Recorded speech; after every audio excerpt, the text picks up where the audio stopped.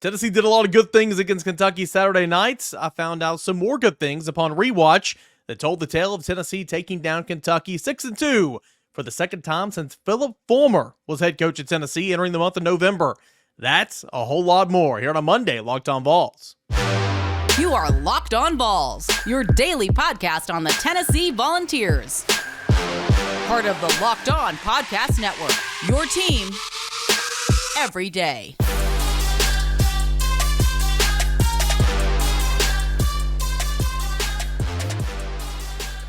Hey, good Monday morning, everybody. Welcome into it. This is Locked On Vols. I'm your host, Eric Kane, @_Kaner on Twitter, @Locked On Vols. Appreciate you guys for being here, following along, and subscribing wherever you get your podcast. That's YouTube, Spotify, Apple Podcasts, Google Play, wherever you guys get it. I can't thank you guys enough. Shout out every day, or as you know, your time's tomorrow. So go ahead and send in those Twitter Tuesday questions for tomorrow's mailbag show. DMs, tweets, and of course, on the YouTube page. That is available here today. Gonna let you guys know some of my notes from the rewatch. Went back and watched that football game again, took some notes and some of my things that I picked up on the second time through. Scoring plays, courtesy of the Vol Radio Networks in segment number 2, and then stats and Kaner grades, all that and more as we recap a Tennessee 33-27 win over Kentucky. Yeah, again, the defense was, soft coverage in the back end, right? The pass rush was non-existent. At points in times, you needed to finish in the red zone. Obviously, still 1 for 4 back-to-back weeks where Tennessee's 1 for 4 in the red zone and scoring touchdowns. But Tennessee goes on the road and wins a true road game for the first time this season. Tennessee goes on there and gets a great performance from your quarterback in Joe Milton. Tennessee ran the football really well, got back to business. So there were a lot of good things, and at the end of the day, you beat Kentucky. You have a history beating Kentucky, and you continued that tradition, and you improved to 3-2 in Southeastern Conference play. My first big takeaway kind of is Joe Milton played really well. I don't think he was asked to do an awful lot in the first half. I think that's a lot of dinks and dunks and here and there. Midway through the second quarter, maybe the beginning of the second quarter, I think he was 4 for 4 or 5 for 5 for 26 yards. And then he had that long 39-yard touchdown pass to Chaz Nimrod, and that kind of bumped up the stats to about 65, 70 passing yards. And then, of course, he threw as the game went on. But especially to begin this football game, didn't think that the coaching staff really asked Joe Milton to do an awful lot. I was a little curious why you didn't take a shot to the end zone.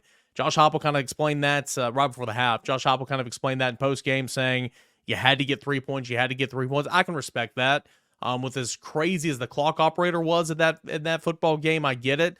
To show you exactly how crazy it was. You had 7 seconds on the clock, which should have been 9. Josh Heupel thought that they were going to have 9 seconds. And if 9 seconds was on the clock, then he probably would have taken a shot because he still had a timeout. But nonetheless, there were 7 seconds on the clock. And when I went back and I noticed it in real time because I knew there were 7 seconds. And then after the kick, I saw there's 5 seconds. And how in the world can there only be 2 seconds that ticked off that clock for that field goal? I went back and watched it in the tape on Sunday. And they literally don't start the clock until the ball is through the uprights. It's the damnedest thing. It's so weird. Literally, snap, hold, kick, up, through the uprights, clock starts, clock stops.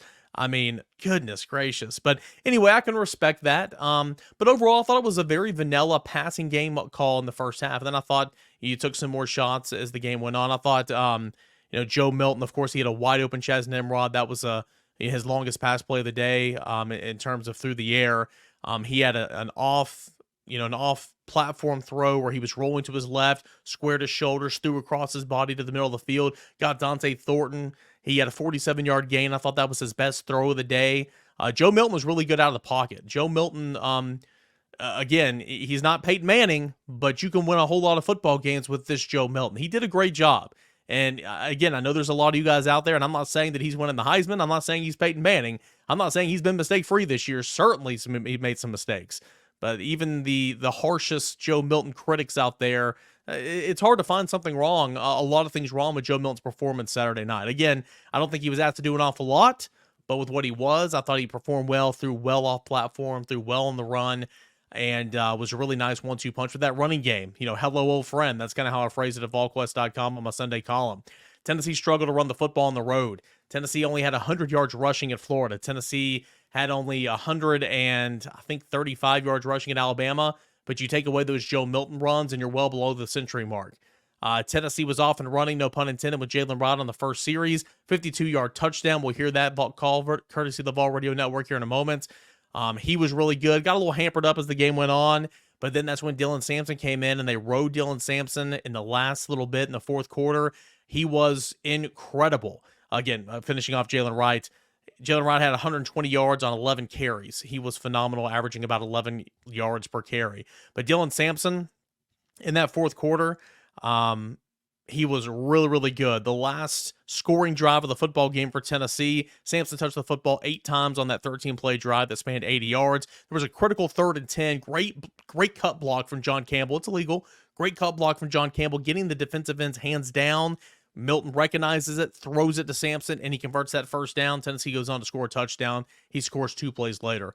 I just thought that was a really, really nice sequence of events. So Dylan Sampson, the effort, Utah pass, bouncing out and getting a first down. I mean, the second effort, the strain, I thought was really, really good. So really impressed with the way Jaylen Wright ran the football. Dylan Sampson, Jabari Small. I mean, he had 9 carries, 32 yards. He had a fine day as well. And then shout out to that offensive line that, lost John Campbell for points and times in this game. Andre Carrick didn't start the football game, came in for 1 series, played 5 snaps, and unfortunately was injured. But they kept saying on the broadcast when I rewatched it, like, lost 2 starters on the left side of the offensive line. No, Ollie Lane was the starter. Ollie Lane played 60-plus snaps or 55-plus snaps. But shout out to the offensive line. Weren't perfect, but job well done getting that run game back to where it needs to be. Another big takeaway, and of course I didn't need to see this from the rewatch, but the defensive lines had a rough 6 quarters. Only 1 sack, 4 TFLs in this football game. Only 1 official QB hurry. I think that's fabricated because there was plenty of plays where I thought Leary, not plenty, but there were a couple of plays where I thought Leary was affected by the pressure. But Tennessee did not live on the other side of the line of scrimmage like it normally does. Josh Heupel was asked, why is that post-game? He had another long silence indicating that Kentucky was holding the crap out of Tennessee, and they were at points at times, but at the end of the day, you got to find a way to beat that, right? And James Pierce had 1 batted ball down. Tyler Barron and Omar Norman Locke, met in the backfield for a sack, the only sack of the day. But because Tennessee's front 4 were not getting to Leary was sitting back there and looking like Spencer Rattler last year. I mean, we make jokes since the game, like all your offseason talk about Devin Leary came true. All you need is a Tennessee defense, right? Look at Spencer Rattler last year. Look at backup quarterbacks for Florida over the years. Look at Devin Leary last night. Sure, Tennessee's front 4 were not getting to Devin Leary, meaning the back end was exposed, but even some of those times played really well in the back end, and Leary was just threading the daggum needle. Leary had himself a ball game. There were a couple of throws that were perfectly defended and just nothing you can do about it. So sometimes you just have to say hats off, but that didn't beat you. And that's a good job for Tennessee because you shut down Ray Davis.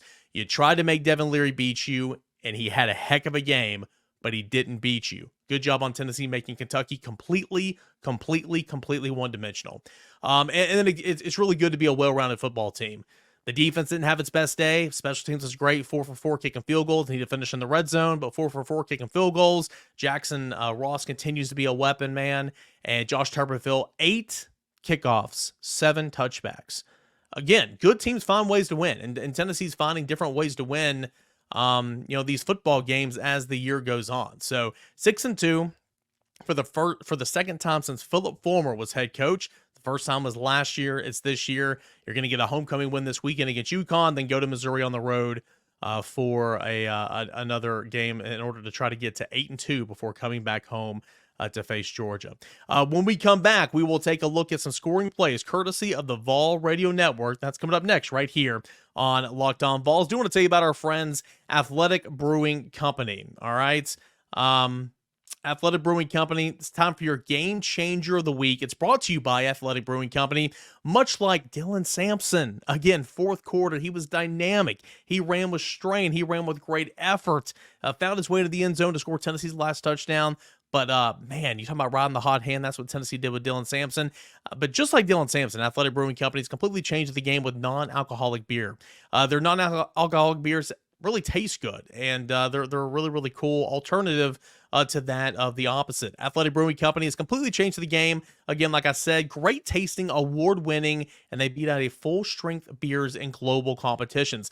They brew over 50 styles of craft, non-alcoholic beers, including IPAs, golden, sours, and more. Plus, they're fit for all time, so you can drink them anytime, anywhere, and make any activity even more enjoyable, like watching the big game, Tennessee on Saturdays, or maybe watching your kid's Little League game, tackling some work, maybe working out. Athletic Brewing Company, again, fit for all times. Plus, no hangovers ever. No hangovers ever. I encourage you to go check out Athletic Brewing Company's non-alcoholic brews at a store near you, or you can buy online at athleticbrewingcompany.com. First-time customers use the promo code Locked On. That's Locked On to get 15% off your first order. Near beer, exclusions and conditions apply. Athletic Brewing Company is fit for all times. And again, big thanks to Athletic Brewing Company. Also, big thanks to eBay Motors. Passion, drive, patience. What brings home the winning trophy is also what keeps your ride or die alive. eBay Motors has everything you need to maintain your vehicle and leveled up to peak performance. From superchargers, roof racks, exhaust kits, LED headlights, and more. Whether you're into speed, power, or style, eBay Motors has got you covered. With over 122 million parts for your number one ride or die, you'll always find exactly what you're looking for. And with the eBay Guaranteed Fit, your part is guaranteed to fit your ride every time, or your money is back. Because with eBay Motors, you're burning rubber, not cash. With all the parts you need at the prices you want, it's easy to turn your car into an MVP and bring home that win. Keep your ride or die alive at ebaymotors.com. Eligible items only. Exclusions apply. eBay Guaranteed Fit. Only available to U.S. customers. Want to welcome you back into this Monday edition of Locked On Vols. Don't forget, Twitter Tuesday, X Tuesday. That's coming up tomorrow. So any questions, any comments about the game, any concerns leaving the game, questions about recruiting. Basketball was an exhibition play. Got a big win over Michigan State yesterday. Any questions you guys have, fill up those comment section on the YouTube channel @_Kane or @LockedOnVols. I can't thank you enough. Shout out every dayers for making that happen. We are recapping, reacting, continuing to Tennessee's win over Kentucky, 33-27. If you haven't already, I encourage you to go check back the instant reaction pod from middle of the night on Sunday morning. Of course, it wasn't instant. It was when I got home from covering the game, but some raw emotions and thoughts following that Tennessee win over Kentucky. All right, as I do every single Monday, I want to play some calls courtesy of the Ball Radio Network. I have written and verbal permission to play these calls here on Locked On Vols, and let's get to it. Tennessee didn't take long whatsoever. You kicked, you deferred, you kicked off, okay, and or actually no, Tennessee received. Yeah, Tennessee received the opening kickoff. Yep, that's how it went. Tennessee received the opening kickoff. No, Tennessee kicked. Anyway, who gives a crap? I have not slept much since Saturday night. Anyway, Tennessee makes a stop and then gets the football back and marches down the field. And Jaylen Wright cashes in from 52 yards, capping a 5-play, 70-yard drive that went only a minute and 48. Yeah, Tennessee definitely didn't receive the opening kickoff. A minute 48 to get 7-0 on the board. A 52-yard run from Jaylen Wright. And here's how it sounded, courtesy of the Vol Radio Network. 2nd down and 3. Handoff, tailback, finding some running room, making a cut, getting to the 40, getting to the 30. It's a foot race to the 20, to the 10, to the 5, all the way for a Tennessee touchdown. Jaylen Wright, 52 yards. It was a really, really beautiful play. You had the right tackle, Gerald Mincey, blocked down. As Tennessee does so much, they'll pull a guard or a tackle. This time it was left guard Ollie Lane pulling over, kicking out that end man on the line of scrimmage, creating like a cutback, if you will. And the guy came upfield, and he got in front of him and Wright, creating a crease lane. And then it was all Jaylen Wright. Got to the second level, got outside, broke a tackle, and then was able to outlast that run into the end zone. And for a team that struggled to run on the road at Alabama the week before, already a 52-yard touchdown run on the opening drive. It was off to a good start. Well, little over 5 minutes in game time later, Tennessee's on the board yet again. It is John Campbell, a 44-yard field goal, capping a 3:04-minute drive of, let's see here, 6 plays of 8 yards. Yeah. That doesn't really make sense, but 6 plays of 8 yards, and Tennessee goes up 10-0. So Tennessee led 10-0 at the end of the first quarter. You go to the second quarter, and Kentucky gets on the scoreboard. Alex Rayner, the field goal kicker, made his 7th field goal attempt of the season in 7 tries, making it 10-3, broke some kind of start to a school record or whatever. But Tennessee answered back just a couple minutes later. Charles Campbell again, another field goal, this one from 49 yards. This field goal capped a 3-minute, 38 scoring drive of 10 plays, 44 yards, and Tennessee goes up 13-3. Well, Kentucky scores a touchdown following that one about 4 minutes later, and it is Barryon Brown's 11-yard pass from Devin Leary into the front corner of the end zone. Again, it was kind of not necessarily a rub route, but it was man coverage, and McDonald kind of got his eyes caught in the backfield a little bit with 2 verts going in him, and he was slow to get over to Barryon Brown, and it's just that slight second. It was a beautifully placed football from Devin Leary, and it was a touchdown for Kentucky. So that made the score 13-10. Then Tennessee answers right back less than about a minute and 15 seconds later.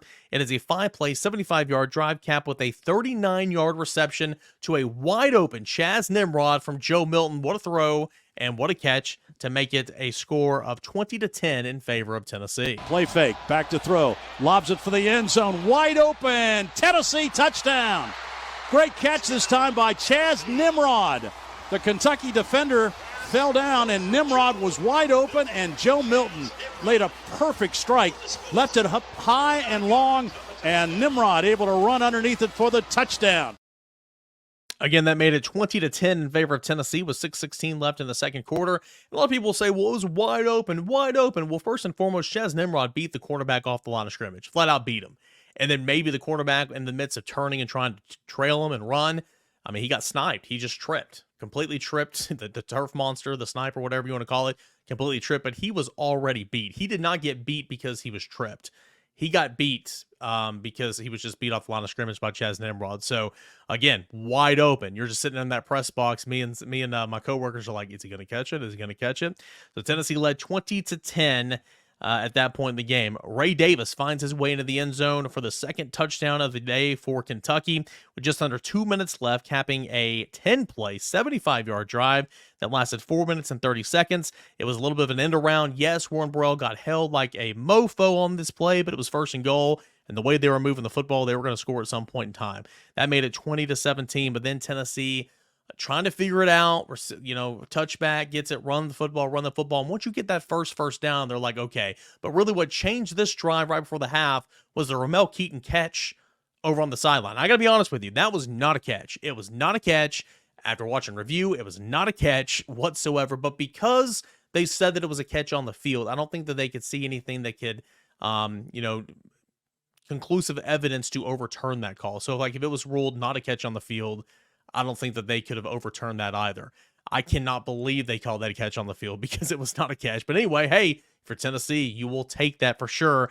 And then, moseying on down the field, 7 seconds, you kick the field goal, and Tennessee gets some points at the end of the first half and goes into the halftime break, leading by a score of 23-17. Tennessee comes out in the third quarter, kicks a field goal with Charles Campbell again. This is his 4th field goal of the day, capping an 8-play, 49-yard drive, 3:40 off the clock. Tennessee's up 26-17.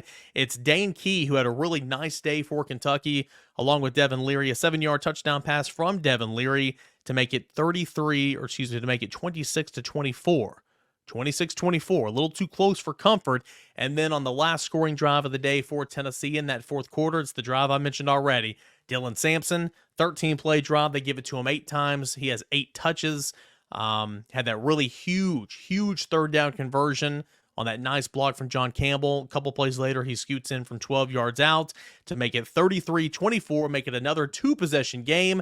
And here's how it sounded, courtesy of the Ball Radio Network. First down, Milton hands the ball to Sampson. Sampson to the 5, breaks a tackle, into the end zone. Touchdown, Tennessee. Dylan Sampson with 2 back-to-back big plays, and that time he rushes it in from 12 yards for a touchdown, and Sampson now gives Tennessee a 32-24 advantage. And then it was a 2-possession game, right? Well, Kentucky comes back, just over 4 minutes left.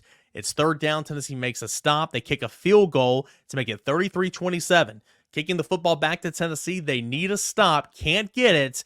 Tennessee gets fortunate as well with a defensive injury with a 10-second runoff, and that is how that would end. Tennessee holds on and wins 33-27. Again, I thought that they should have taken a shot to the end zone there and tried to get some points right before the half, tried to get a touchdown right before the half. I mean, you were on the 16-yard line, but the way the clock operator was working right there, I don't blame Heupel.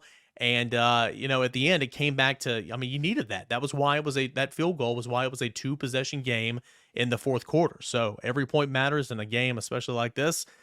Big shout out to the Vol Radio Network for letting me play their calls. That was Bob Kessling on the call alongside Pat Ryan and Brent Hubbs. So, scoring plays. What about those stats? Caner grades, all that and more. That's coming up next as we continue on here on a Monday edition of Locked On Vols. Do want to tell you about our friends over at Prize Picks. Prize Picks, the largest independently owned daily fantasy sports platform in North America. The easiest and most exciting way to play daily fantasy sports. It's just you against the numbers. Instead of battling thousands of other players, including some pros and some sharks, you pick more than or less than your 2 to 6 player stat projections, and Prize Picks matches the winnings. You watch it roll in. I've had so much fun this football season, winning up to 25 times my money this football year. Again, it's super, super easy. You can go to 2 to 6 players. They're going to give you a total. All you have to do is say on that total, is that player going to exceed or not? More or less. It's like playing the totals right there. And plus, they offer some protection as well. With Prize Picks reboot policy, your entries stay in play even if one of your players gets injured. For NFL games and college football games, top 25 matchups, if you have a player who exits the game in the first half and does not return in the second half, that player is rebooted. Prize Picks is the only daily fantasy sports platform with an injury insurance policy. Players and you can check it all out at prizepicks.com. Go to prizepicks.com/lockedoncollege. That's prizepicks.com/lockedoncollege. Promo code lockedoncollege for a first deposit match up to $100. Again, if I put in 50, they're going to match me 50, up to 100. Nobody else is doing that like Prize Picks. PrizePicks.com/lockedoncollege. Again, good teams find ways to win football games. And, against Texas A&M, Tennessee's defense was so good. Tennessee's special teams was so good. Tennessee's run game was so good. And the passing game, where Joe Milton completed 50% of his passes for 100 yards, was not very good, but Tennessee found a way to win against a really scrappy defense. On the road at Kentucky, your offense picked up your defense's back. Your offense that has won you so many games over the last 2 seasons, won a football game for your defense that's been pretty stingy throughout this entire year. And so that was really, really good to see. In this final segment here on a Monday, as we continue to react to Tennessee's 33-27 win over Kentucky, we'll take a look at the stat sheet and I'll give out some Caner grades. Total yards of offense, 481 for Tennessee, 444 for Kentucky, 68 plays to 63 plays in favor of Tennessee.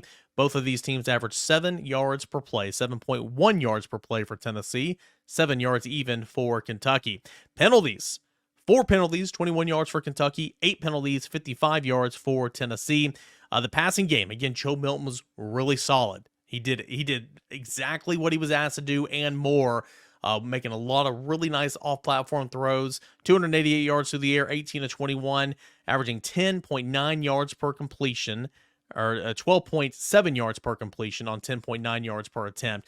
And for Kentucky, Devin Leary, 372 yards, easily his best game in blue at Kentucky. Rushing yards, Tennessee, 253, now is continuing to lead the SEC with 221 yards of rushing per game.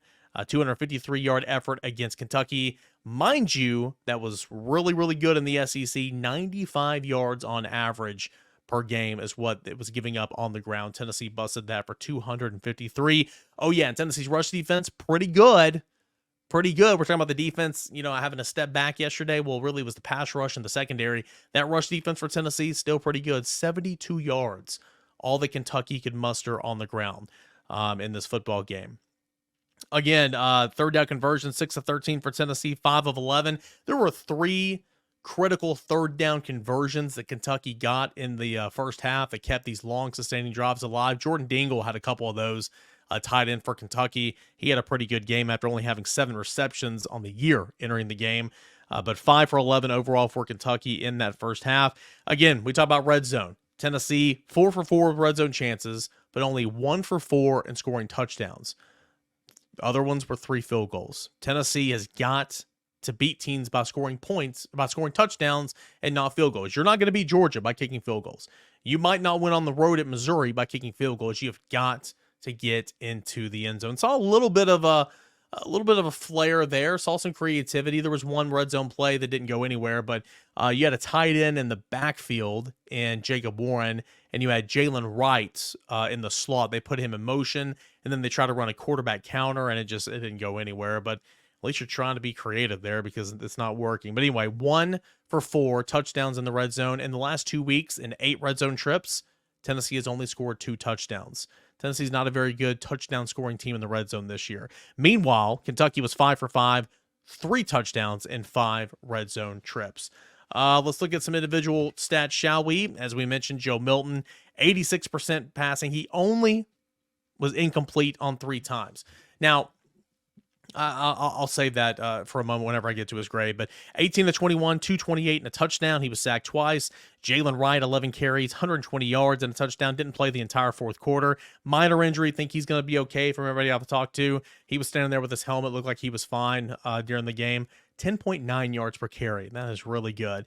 Again, Dylan Sampson, strong fourth quarter, 75 yards off 17 carries. He had a touchdown. Jabari Small, 32 yards off 9 carries. Joe Milton, 42 yards gained off 10 carries. Thought he, again, did really, really well in the run game.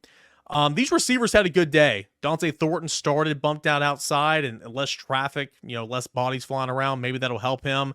He had a good day. Dante Thornton, 3 receptions off 3 targets, 63 yards. Squirrel White again, 5 receptions off 7 targets, 47 yards. Dylan Sampson, 4 catches out of the backfield on 4 targets, 39 yards. That one being huge on third down. Ramel Keaton, 3 catches, 4 targets, 30 yards. The receivers had themselves today. And Chaz Nimrod caught his only target of 39 yards down the far sideline for a touchdown.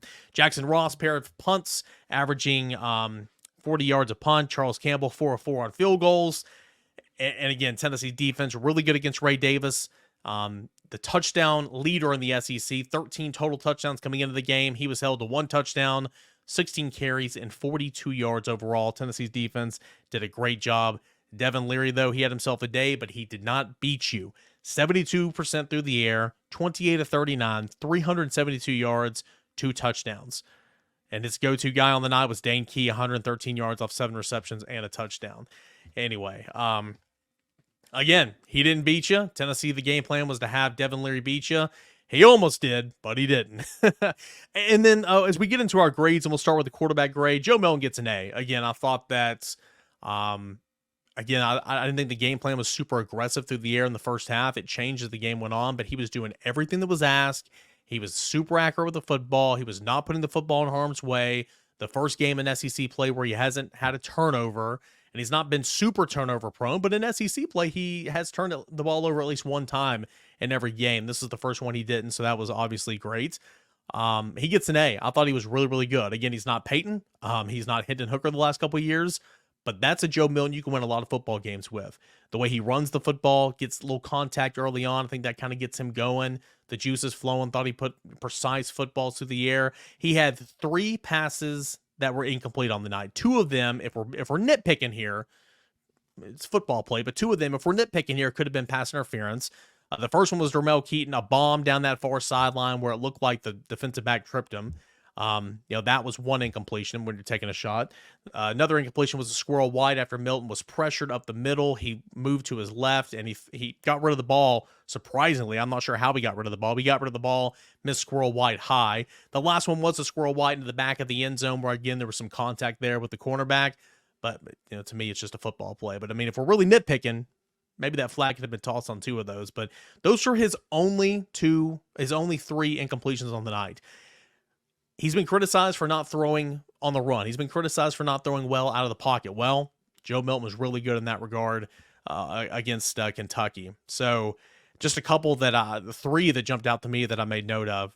He connected with Squirrel White, rolling to his right to get into field goal range right before the half. That was huge.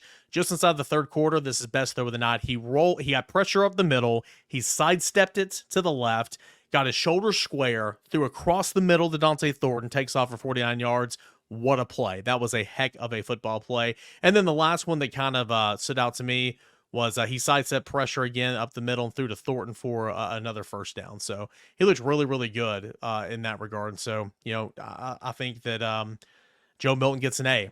Running backs, you get an A as well. I mentioned Dylan Sampson. I mentioned Jaylen Wright. I talked about Jabari Small. That offensive line blocked for him. 258 yards against a defense that was giving up on average 95 yards on the ground. You get an A. Tight ends, you were not targeted one time in this football game, which is strange because the tight ends have caught a touchdown pass in 5 of 7 games this year. Not even got one target. Not one target in this football game. But when you have a big day running the football, it means Jacob Warren and McAllen Castles, Hunter Salmon got in there as well for like 2 or 3 plays. They blocked well. And so the tight ends will get a B. Wide receivers get an A. Not a whole lot to complain about. I mean, sure, are they going to get an A at 100% on Kelsey Pope's grade sheet? Probably not, but on mine, you get an A. There's not much to complain about. And then offensive line, you allow 2 sacks. Okay, you penalized. You had a snap infraction from Cooper Mays. You had a holding call on John Campbell. You had a false start on Javonte Spraggins. So you had a couple penalties as well, but I'm not going to penalize you too much for that, no pun intended, because again, the offense rolled and you blocked for 250 yards or whatever. So offensive line gets a B+. Job well done. Now let's move to defense. Really, again, you just got to get some pressure. And there was a couple of times you got pressure and you were getting held, and that's football, and that's tough. I get it, but it's frustrating. But the defensive line did not make a habit of getting back there and making things difficult for Devin Leary. So the defensive line, the grades there. But again, though, you got to remember the caveat. People want to get mad at Tim Banks, but Tim Banks and this defense made Kentucky completely one-dimensional. So my grades will reflect that. Very bad against the pass, very bad against the pass rush, but they were so good against the run. So defensive line gets a C-. Linebackers get a C. I didn't think Aaron Beasley played particularly well. Some missed tackles there as well. Another penalty for disconcerting signals for Elijah Herring. He's got to clean that up. I don't know how. Don't clap at all, right? If you're trying to get somebody's attention, yell at them by name. Defensive backs, you're going to get a D. I thought you were slow in man coverage. I thought you were super slow in zone to get over and cover your man. A lot of that, again, is tied into the front, and I get it, but I did not think the defensive backs had a good day. And plus, there were some missed tackles back there as well. Special teams gets an A. Josh Tuberville, 8 kickoffs, 7 touchbacks. Jackson Ross, 2 punts. You're averaging 40 yards a punt. And then, of course, Charles Campbell, 4 for 4 in kicking field goals, and each one was so important. Special teams gets an A. And then coaching. Coaching gets a B+. Didn't have any bad decisions on 4th down. You went ahead and got points no matter what instead of taking a shot. I would like to see a shot there, but you got the points, and that was huge in a game like that. I thought Josh Heupel, there was a sequence there in the last drive, where Tennessee had it, where he was hurrying them up to snap the football with like 15, 16 left on the play clock in order to force a burn timeout before the 2 minutes were up. Because again, even if it's out of bounds, that thing's going to roll, and so it was going to force Kentucky to call a timeout, and it happened. I thought that was a really heads-up veteran move by Josh Heupel. And I thought this was a pretty decent coaching game. So coaching is going to get a B+ for me.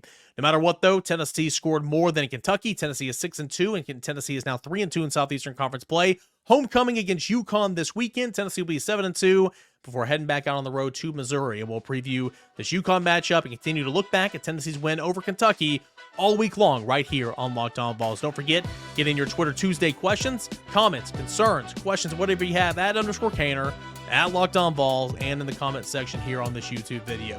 Can't thank you enough. Congrats on the win. Have a blessed week. Let's get this Monday, everybody. This is Locked On Vols.